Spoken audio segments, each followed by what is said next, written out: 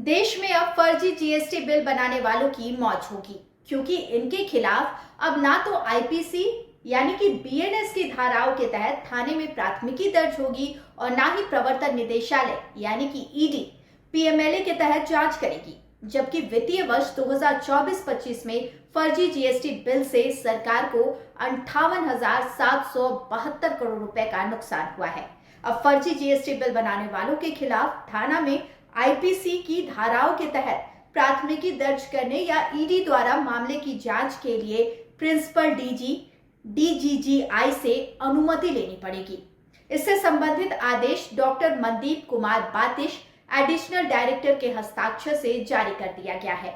इससे पहले तक director general of goods and services tax intelligence यानी कि डीजीजीआई द्वारा फर्जी जीएसटी बिल बनाने वालों के खिलाफ थाने में आईपीसी जो कि अब बीएनएस है उसके तहत प्राथमिकी दर्ज करने के लिए अनुमति की जरूरत नहीं होती थी। थाने में दर्ज प्राथमिकी के आधार पर ही ईडी मामले में ईसीआईआर दर्ज कर जांच करती थी। एडिशनल डायरेक्टर द्वारा जारी आदेश के आलोक में अब फर्जी जीएसटी बिल बनाकर सरकार को आर्थिक नुकसान पहुंचाने वालों के खिलाफ आईपीसी के बदले सिर्फ जीएसटी अधिनियम की धाराओं के तहत ही कार्रवाई की जाएगी। जीएसटी अधिनियम की कोई भी धारा पीएमएलए के शेड्यूल ऑफेंस में शामिल नहीं है। इससे जीएसटी घोटाले से जुड़े किसी भी मामले की जांच अब ईडी अपने स्तर से नहीं कर सकेगी।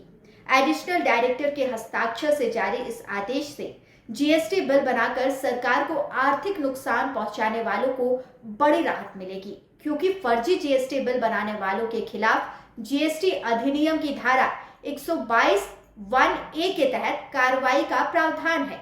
इसमें फर्जी जीएसटी बिल बनाने वालों के खिलाफ जेल की सजा के बदले सिर्फ आर्थिक दंड लगाने का नियम है।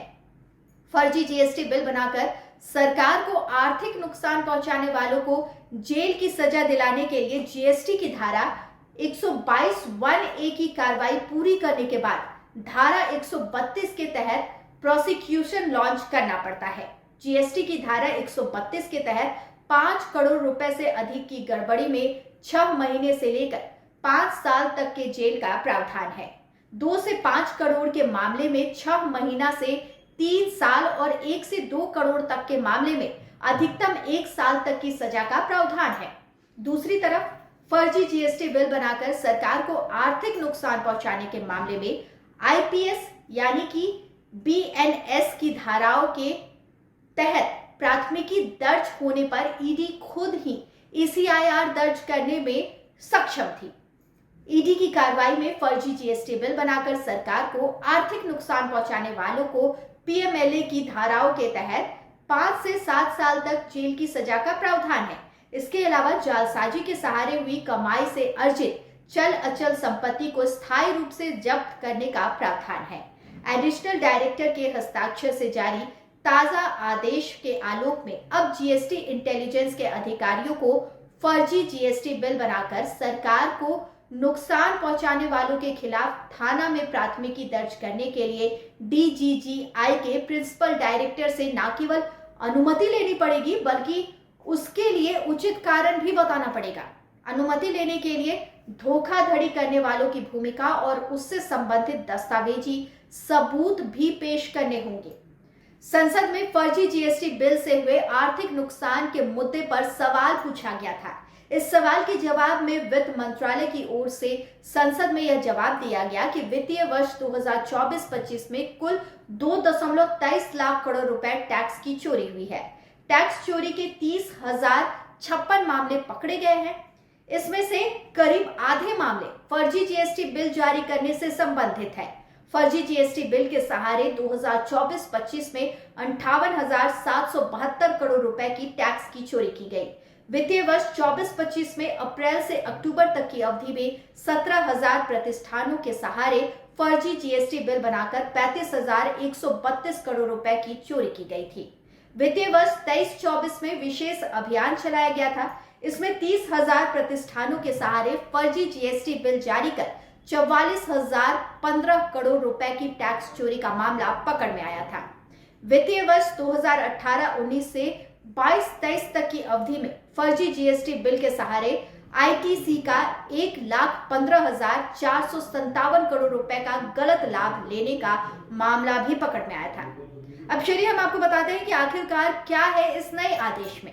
एडिशनल डायरेक्टर के हस्ताक्षर से जारी आदेश में कहा गया है कि डीजीजीआई द्वारा दर्ज मामले की सूचना सेंट्रल इकोनॉमिक इंटेलिजेंस ब्यूरो यानी कि CEIB और रीजनल इकोनॉमिक इंटेलिजेंस काउंसिल यानी कि REIC माध्यम से साझा करने की व्यवस्था है। इसके आधार पर दूसरी जांच एजेंसियां अपने अपने कानूनों के तहत कार्रवाई कर सकती है। ऐसा पाया गया है कि जोनल इकाइयों द्वारा GST कानून की जांच के दौरान थाने में IPC अब जो कि BNS है उसकी धाराओं के तहत प्राथमिकी दर्ज कराई है। IPC BNS की धाराएं PMLA के तहत अपराध होने की वजह से ED ने ECIR दर्ज किए हैं। DGGI और CBIC का यह स्थायी मत रहा है कि GST एक विशेष अधिनियम है, इसमें दंड का प्रावधान है। GST के तहत टैक्स चोरी का अपराध PMLA के तहत अपराध नहीं है। GST में टैक्स चोरी के अपराध को PMLA में शामिल करने से ईज ऑफ डूइंग बिजनेस पर प्रतिकूल प्रभाव पड़ता है। जब विशेष और सामान्य अधिनियम में अपराध की समानता होती है तो विशेष अधिनियम को वरीयता दी जाती है। DGGI के अधिकारियों द्वारा पुलिस में शिकायत दर्ज कराने से कार्यभार हमारी क्षमता से अधिक बढ़ जाएगा।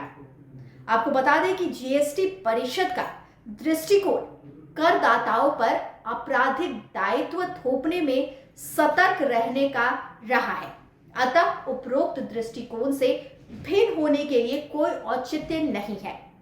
साथ ही साथ यदि किसी नकली चालान मामले को ED को संदर्भित करना है या स्थानीय पुलिस में शिकायत दर्ज करनी है तो इसके लिए अनिवार्य रूप से प्रधान महानिदेशक DGGI की पूर्व अनुमति आवश्यक होगी। अनुमति के लिए तथ्य, आरोपियों की भूमिका और दस्तावेजी प्रमाण आवश्यक होगा।